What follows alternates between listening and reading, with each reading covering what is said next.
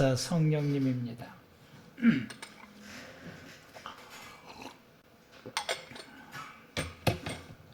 보혜사라고 하는 이 말은 헬라어로 파라크레토스라고 하는데 그 뜻은 곁에서 돕는 자다라는 뜻입니다. 곁에서 돕는 자. 그러므로 성령의 하나님은 우리 곁에서, 더 나아가서 나의 곁에서, 우리 가족 곁에서, 우리 사랑하는 자녀들 곁에서 도와주시는 분입니다. 성도들이 하나님의 나라를 이루면서 살아갈 수 있도록 도와주시는 분이 성령의 하나님이십니다. 그분을 보혜사, 곁에서 도와주신 분이다 라고 우리가 이름을 붙이기도 합니다. 이 이름은 우리가 붙인 것이 아니라 예수님께서 그렇게 말씀하신 것입니다. 내가 가면은 너희를 도와줄 수 있는 보혜사 성령님이 오시게 된다라고 말씀합니다. 그래서 성령의 하나님은 보혜사 말 그대로 우리의 곁에서 우리가 이 세상 끝나는 날까지 우리 곁에서 떠나지 아니하시고 지켜주시고 보호해 주시게 됩니다. 그러므로 우리 믿음의 모든 성도들이 믿음의 생활을 정말 하나님이 기뻐하시는 그 믿음의 생활을 잘 하려면은 절대적으로 성령님의 도우심을 받아야 가능합니다. 성령의 도우심이 없이는 우리가 온전한 믿음의 생활을 제대로 살아갈 수가 없습니다. 우리가 온전한 믿음의 생활을 살아가는 데 있어서 그러한 온전한 믿음의 생활을 살아가지 못하도록 방해하는 세력이 있기 때문입니다. 이 세력을 이기고 우리가 온전한 믿음의 생활을 살아가려면 성령의 도우심이 반드시 있어야 됩니다. 나로 하여금 이 믿음의 생활을 잘하지 못하도록 방해하는 이 세력은 바로 성경에서 말씀하신 것처럼 사단입니다. 사단은 우리를 끊임없이 유혹합니다. 우리로 하여금 온전한 믿음의 생활을 잘하지 못하도록 끊임없이 유혹을 해요. 그래서 우리가 이 유혹에 넘어가면은 타락하게 되고 타락하게 되게 되면은 하나님의 나라에서 벗어나게 됩니다. 우리를 하나님의 나라의 삶을 제대로 살지 못하도록 우리로 하여금 예수 그리스도를 믿고 그 믿음 속에서 살지 못하도록 여기에서 벗어나도록 이와 같이 이 사단이 우리를 유혹하게 됩니다. 우리가 정신을 차려서 정말 온전한 이 믿음의 생활을 잘 하려고 하면 할수록 사단의 역사는 끊임없이 우리를 유혹하게 되고 더 강력하게 우리를 유혹하게 됩니다. 이때 우리가 이 유혹에 넘어가게 되게 되면은 죄를 짓게 되고 그래서 우리는 멸망의 길을 걷게 됩니다.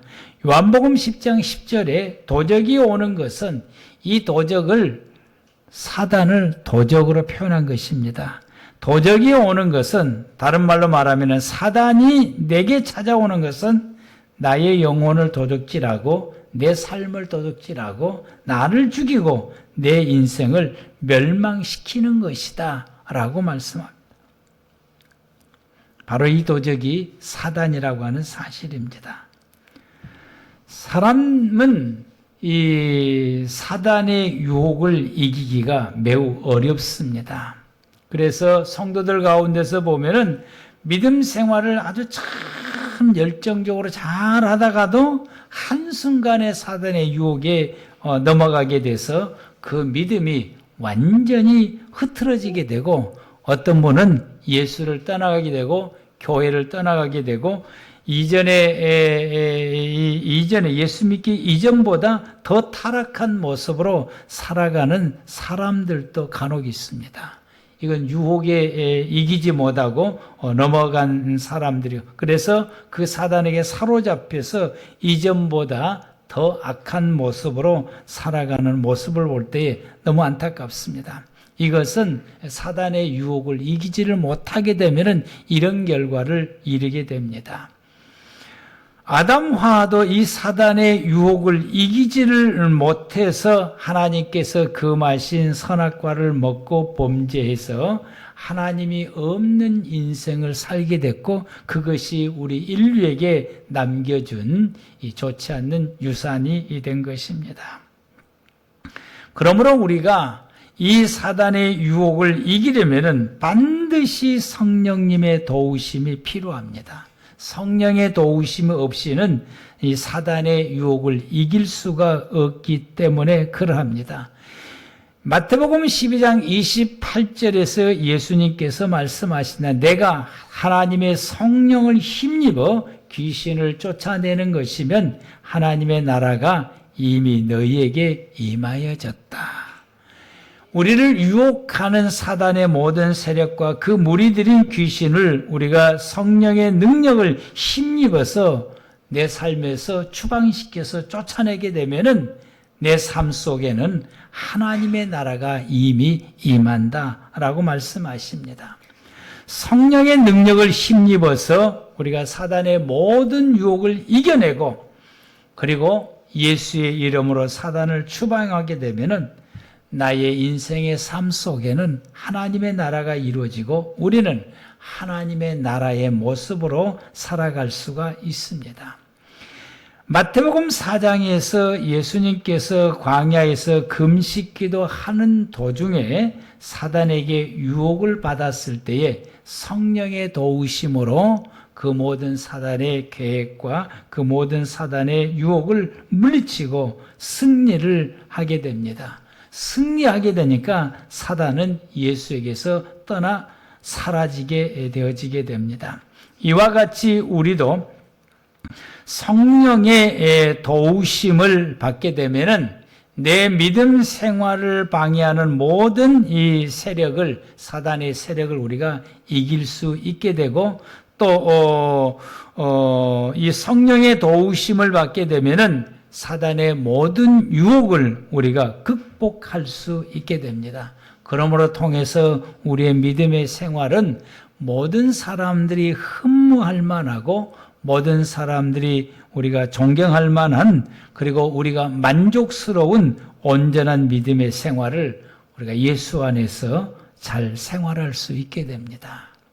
그래서 우리의 생활이 참 누구보다 더 행복하고 복되고 아름다운 믿음의 생활을 살아갈 수 있게 됩니다.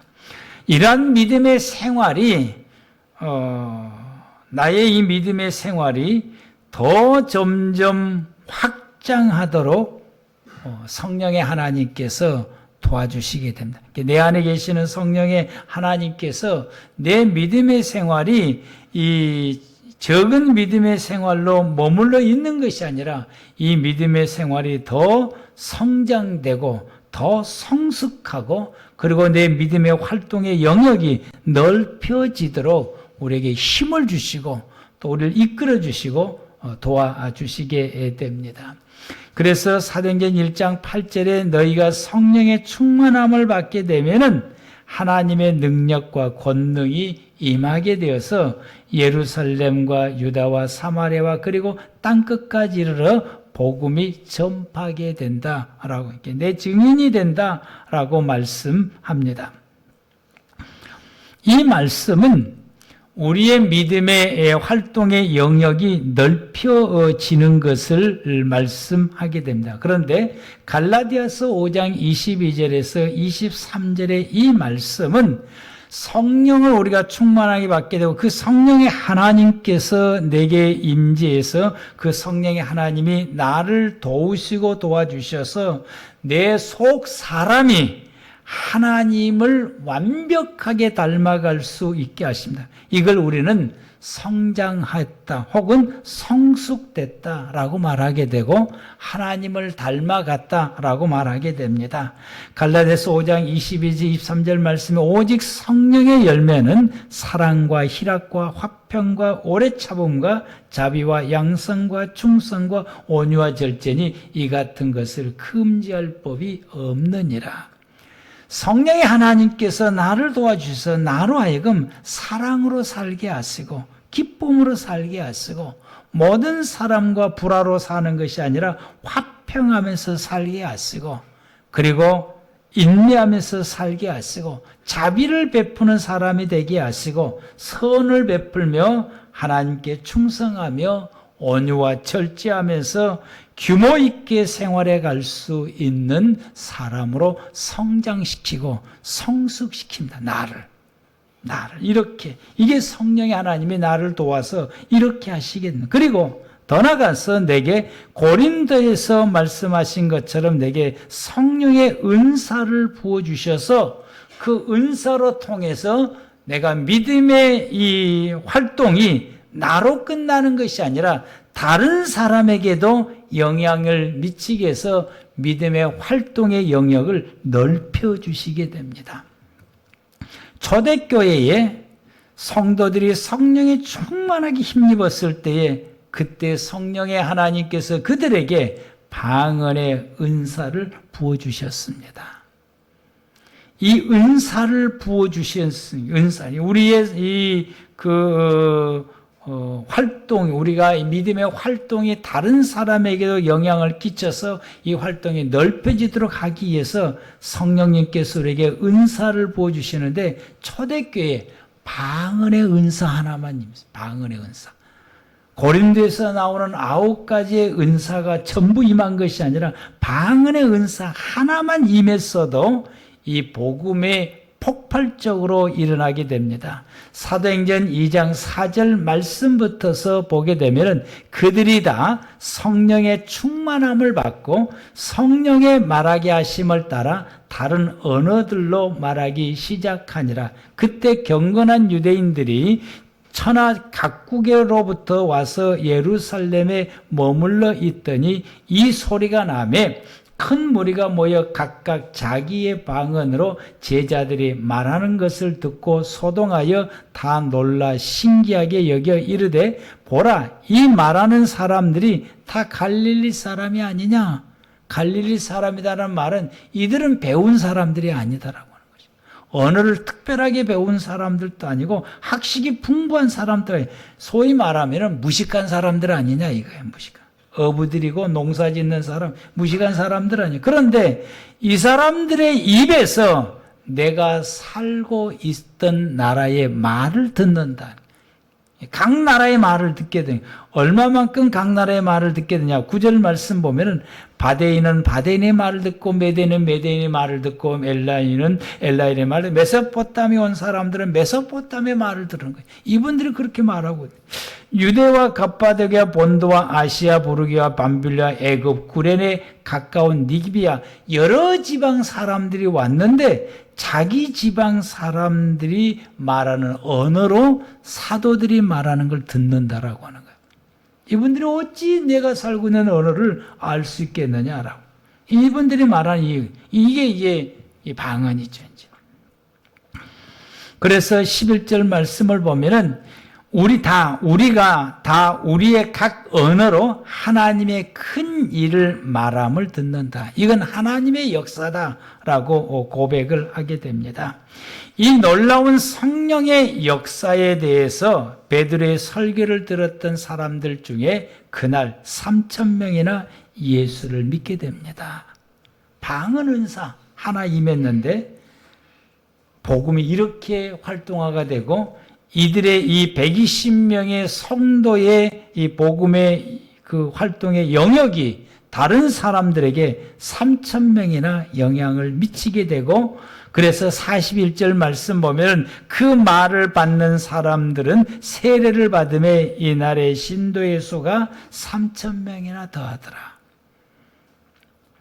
초대교회는 오순절의 제자들과 모든 성도들이 성령의 충만함을 힘입어서 그 능력을 통해서 복음을 전할 때 120명으로 출발했던 이 예루살렘의 교회가 오순절 기간에 3,000명에서 그리고 5,000명으로 확장해 나가게 되고 여기에서 머무르지 아니하고 소아시아 그리고 그리스 로마에게까지 교회가 세워지고 복음이 확장되어지게 됩니다.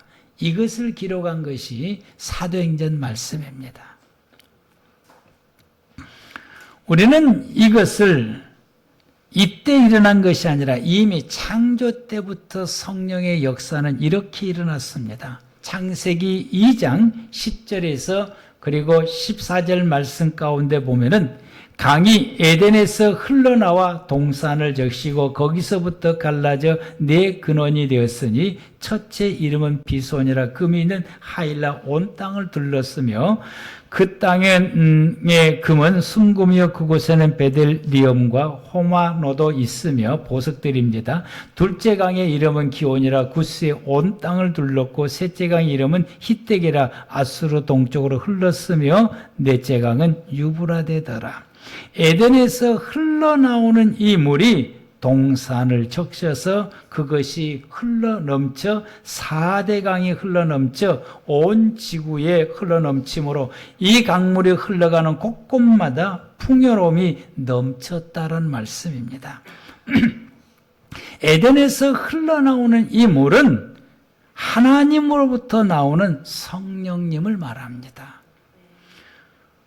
에덴에서 흘러나오는 이 물이 동산을 적셔서 흘러넘친 것처럼 하나님으로부터 흘러나오는 성령이 동산, 내 심령 가운데 충만하게 넘쳐서 이것이 흘러 내 이웃으로, 내 주변의 사람들에게 흘러넘칠 때에 하나님의 나라는 확장된다는 말씀입니다.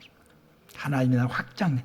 이것을 이루어진 말씀이 사도행전 2장부터입니다.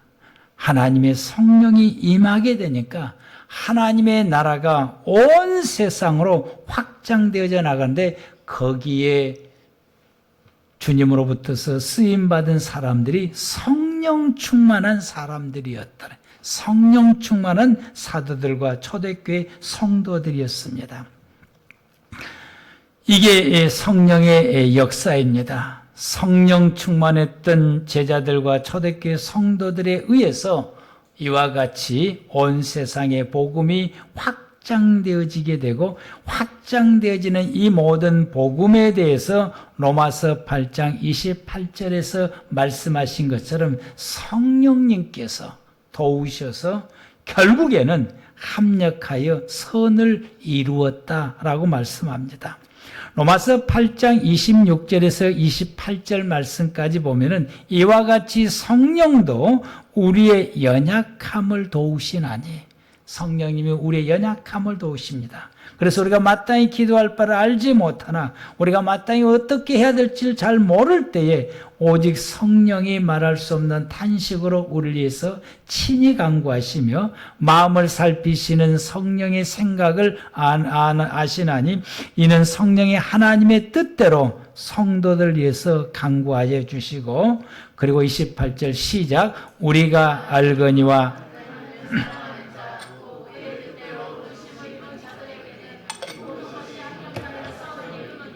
아멘. 성령의 하나님께서 나와 함께 하시고 나를 도우시사 내 인생의 삶 속에 하나님의 뜻이 이루어지게 한다라고. 모든 것을 합력해서 결국에는 하나님의 뜻이 이루어지게 합니다. 하나님의 뜻이 무엇일까?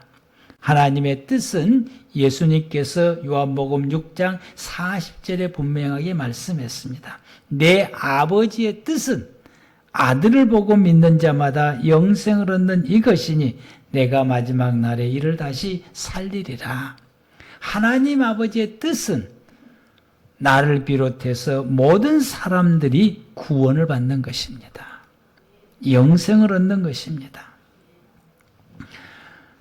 그래서 오늘 본문의 말씀처럼 성령의 하나님께서 우리 가운데 임해서 예수의 가르침을 생각나게 해서 우리로 하여금 예수님을 믿게 하시고 예수님의 말씀을 우리 가운데 잘 풀어주셔서 그리고 우리가 말씀을 들을 때에 감동 감아주시고 깨닫게 해주셔서 그리고 우리로 하여금 이 말씀을 부여잡게 해주셔서 그리고 우리로 하여금 이 말씀을 따라 순종하게 함으로 우리의 믿음 생활을 잘할 수 있도록 도와주신 분이 성령의 하나님이십니다.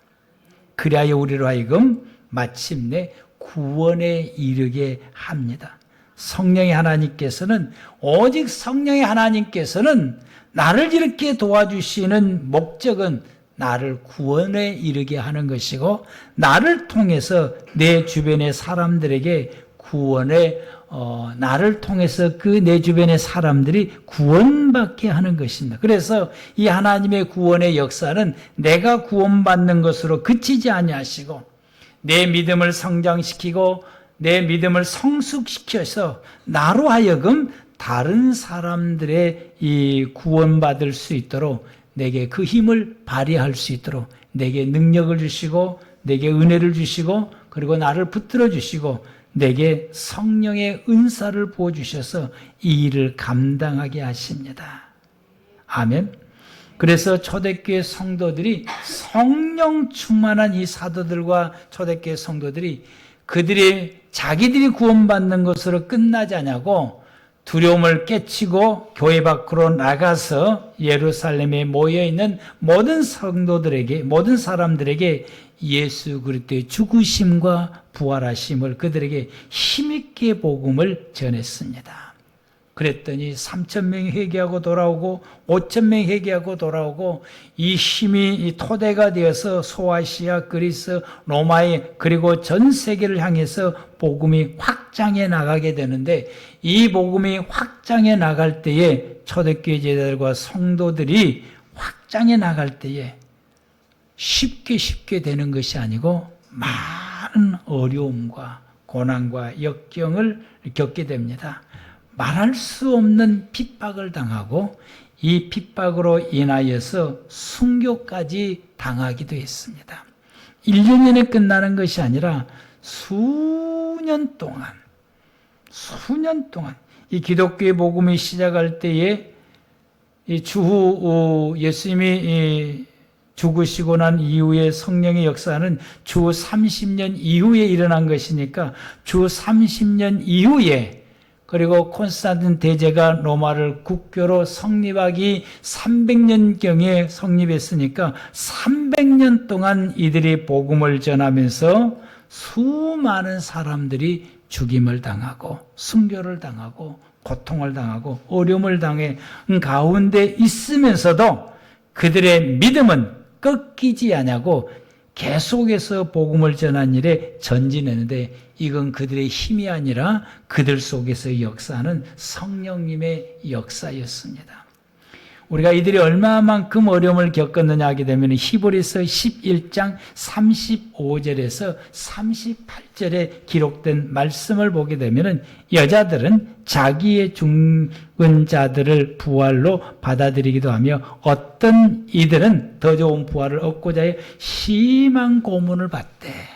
이 심한 고문을 받아도 믿음을 포기하지 않는 거예요. 고문하는 사람에게 오히려 복음을 전하게 되고 구차히 풀려나기를 원하지 않는 것이요. 그리고 예수를 부인하면 풀어주겠다 했을 때에, 그때에 예수를 부인해서 풀어나는 것을 원하지 않냐고, 오히려 더 예수님에 대한 믿음을 고백하면서 더 큰 고문을 받고, 고문하는 사람에게 예수를 전하기까지 하면서 더 많은, 더 심한 고문을 당하는 것도 그들이 마다하지 않았다고 합니다. 어떤 이들은 조롱과 책지질 뿐만 아니라 결박과 옥에 갇히는 시련도 받았으며, 37절 돌로 치는 것과 톱으로 켜는 것과, 기가 막힌 일입니다. 시험과 칼로 죽임을 당하고 양과 염소의 가죽을 입고 유리하며 궁핍과 확대와 환난과 확대를 받았으니, 이런 사람은 세상이 감당하지 못하느니라. 그런 어려움을 겪으며 그들의 믿음을 굴복시키려 했으나 세상에 감당하지를 못, 이기지를 못하는 거예요. 그럼에도 불구하고 그들은 끝까지 믿음을 버티게 되고, 그들은 광야 그리고 산과 들의 동굴과 토굴 속에서 신앙생활을 버티게 되는데, 동굴과 토굴 속에서의 신앙생활을 카타콤 신앙이라고 말합니다. 우리가 그리스 지역과 그리고 로마의 지역에 성지 순례 가게 되면은 초대교회 성도들이 신앙을 유지하고 그리고 로마의 사람들에게 복음을 전하며 유지했던 그들의 신앙의 장소인 카타콤을 우리가 돌아볼 수가 있습니다. 땅속의 미로들이죠. 땅속의 미로들. 거기서 낮에는 숨어 있으면서 그리고 이 복음을 전하게 되고 수많은 그리스도인들이 순교를 당하였으나 믿음의 성도들은 더 늘어나는 아이러니한 성령의 역사가 있었습니다. 많은 사람들이 원형극장에서 이와 같이 짐승과 검객에 의해서 죽임을 성도들이 당하게 되었으나 오히려 더 많은 성도들이 늘어나게 되고 결국에는 이 콘스탄 대제가 국교로 성립을 시킬 때에 로마의 시민 80%가 그리스도인이 이미 되었다라고 하는 사실. 그래서 국교로 선포하게 됩니다. 성령의 역사가 아니고는 불가능한 일인 것입니다. 고린도후서 11장 23절과 20절에 바울이 그가 겪었던 고난을 복음을 전하면서 그가 겪었던 고난을 고백한 말씀이 있습니다. 그들이 그리스도의 일꾼이야 정신없는 말을 하거니와 나도 더욱 그러하다. 내가 수고를 넘치도록 하고 옥에 갇히기도 더 많이 하고 매도 수없이 맞고 여러 번 죽을 뻔하였으니 유대인들에게 40에서 하나 감한 매를 5번이나 맞았다라고. 39대를 맞는 매를 5번이나 맞았다. 3번은 태창으로 맞고 1번은 돌로 맞고 3번 배가 파선하고 일주일의 주야의 깊은 바다에서 지내며 이 폭풍 아주 무섭습니다. 여러 번 여행하며 강의 위험과 강도의 위험과 동족의 위험과 이방인의 위험과 신의 위험과 광야의 위험과 바다의 위험과 거짓 형제 중에 위험을 당하고 또 수고하며 애쓰고 여러 번 자지 못하고 줄이고 목마르고 여러 번 굶고 춥고 헐벗었노라.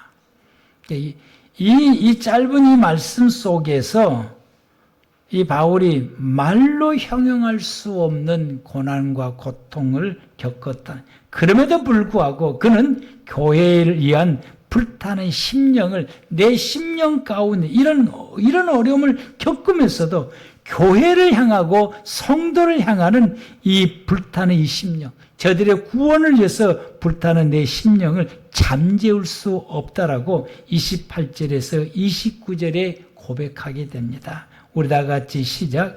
이외 일은 고사과 아직도 날마다 내 속에 눌리는 일이 있으니 곧 모든 교회를 위하여 염려하는 것이라.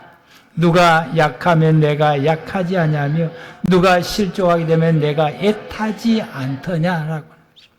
교회를 위한 염려가 이 가슴 속에서 불타오르고 있고 성도들이 누가 시험 들면은 그 성도들을 생각할 때에 내가 애타게 되고 성도들 누가 실족하게 되게 되면은 그를 향한 내 애타는 이 마음을 잠재울 수 없을 만큼 교회를 향한 이런 뜨거운 그들의 영혼 구원을 위해서 그들의 구원을 위해서 내가 뜨겁게 열정적으로 가지게 된다라고. 오늘 어쩝니까? 오늘 그냥 시험 들어버려. 부끄럽게도.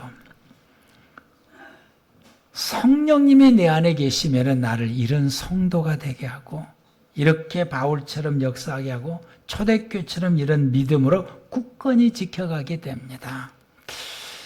우리가 이스라엘과 이란의 전쟁을 여러분들이 봅니다. 그래가지고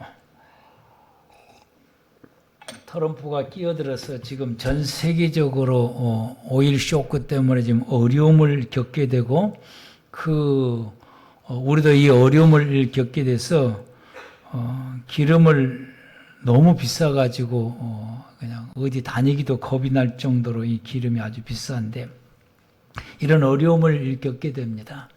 여러분 이건 종말 시대를 지금 보여주고 있는 이 사건입니다. 마지막 이 환란 시기, 대환란 시기 중반 때에 유브라데 전쟁이 일어나게 돼요. 중반, 종말 시대 때 세 개의 전쟁이 있어요. 유브라데 전쟁, 아마겟돈 전쟁, 곡과 마곡의 전쟁이 있어요. 이제. 근데 이 유브라데 전쟁이 어떤 전쟁이냐면 이스라엘과 이란과의 전쟁입니다. 그 마지막 시대 때에. 종말 시대 때 일어나는 이 전쟁인데, 이 전쟁에 주도적으로 이끈 사람이 이제 적그리스도가 이 전쟁에 주도적으로 이제 이끌게 되는데, 지금 몇 년 전만 이란과 이스라엘의 그 전쟁이 일어나려고 하는 생각도 하지도 않았고 그런 조짐도 보이지도 않았어요. 근데 이 앞전에 한번 조짐이 살짝 보이다가 사라지더니 이번에는 아주 본격적으로 전쟁이 일어나게 되고 이건 맛보기에 불과합니다. 마지막 시대의 이 전쟁은 이 핵을 가지고 이제 전쟁이 일어나게 되기 때문에 앞으로도 계속해서 이 어려움들을 잊게 될 것인데, 이런 이 전쟁의 마지막 시대가 되게 되면은 우리 믿음의 성도들이 말할 수 없는 어려움과 고통을 그때 살아있는 성도들이 겪게 될 것인데, 우리 이 고린도에서 말하는 고린도에서 말하는 바울이 겪었던 이 고난, 히브리서에 말하는 초대교회 성도들이 겪었던 그 고난과 고통을 이 마지막 대환란 기간에 성도들이 겪는다라고 하는 것입니다. 그때 우리가 믿음에 쓰러지지 않냐고 버텨나가려면은 성령 충만하지 않고는 어렵다라고 하는 것입니다. 그래서 성령님께서 이런 상황 속에서도 우리를 도와주셔서 우리로 하여금 온전한 믿음을 이루게 합니다. 현재 우리 믿음의 모든 성도들이 믿음의 생활을 살아갈 때 우리의 삶 가운데 크고 작은 어려움들 우리가 겪게 되고, 이 어려움들이 우리의 믿음을, 온전한 믿음의 생활을, 더 좋은 믿음의 생활을 유지해 나가는 데 있어서 나를 어렵게 만들게 되는 것이죠. 내 속에서 일어나는 감정과 기분이나 어떤 내 속에 일어나는 어떤 이 변화 때문에, 또 내가 생활하고 있는 내 환경의 변화 때문에 우리가 온전한 믿음의 생활을 살아가는데 어려움을 겪을 이런 일들이 수없이 일어나게 되고 또 앞으로 일어날 것이, 이럴 때에 나를 도울 수 있는 분이 누구냐? 성령의 하나님이다 라고 하는 것입니다. 그 성령의 하나님이 나를 도우셔서 나로 하여금 온전한 하나님의 나라를 이루며 생활하게 하고, 때로는 내가 고난과 핍박과 여러 가지 많은 어려움을 겪을 때도 성령의 하나님이 나를 도와주셔서 내 믿음이 위축되지 않게 하시고, 나로 하여금 신앙이 변질되지 않게 하시고, 오히려 이 어려움고 오히려 이 고통을 통해서 내 안에 계신 성령님께서 나를 더욱 정결하게 하시고 나를 더욱 성결케 해주시고, 그리고 내 믿음의 삶과 교회와 성도들 위한 열정을 더욱 불타도록 성령의 하나님께서 나를 도우시게 됩니다. 그래서 하나님의 선택을 받은 성도들이 더욱 믿음의 생활을 더 깊이, 더 은혜롭게, 더 복되게 생활하게 함으로 결국에는 구원에 이르게 합니다. 성령의 도우심이 이러합니다. 바울이 이러한 자신의 이런 믿음의 강력한 이 모습으로 서 있는 것은 내 의지가 아니라 성령의 도우심이다 라고 고백하게 됩니다. 초대교회 성도들과 바울을 도왔던 성령의 하나님께서 우리 모두를 도와주시게 될 것입니다. 우리가 사단의 유혹을 받았을 때 이겨낼 수 있도록 도와줄 것이고, 우리가 핍박과 어려움을 겪을 때 헤쳐나갈 수 있도록 우리를 도와주실 것이며, 이 어려운 시기 가운데 우리가 온전한 믿음의 생활을 살아가서 우리로 하여금 구원에 이룰 수 있도록 우리를 도와주시게 됩니다.